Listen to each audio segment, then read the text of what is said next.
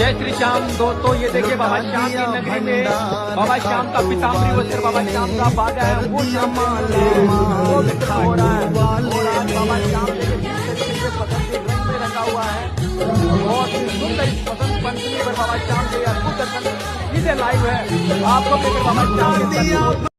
लेकिन 365 दिन एक छोटा सा वस्त्र है बासंती कलर का, जो बसंत पंचमी के दिन बदला जाता है, बाबा के गले से लिपटा रहता है।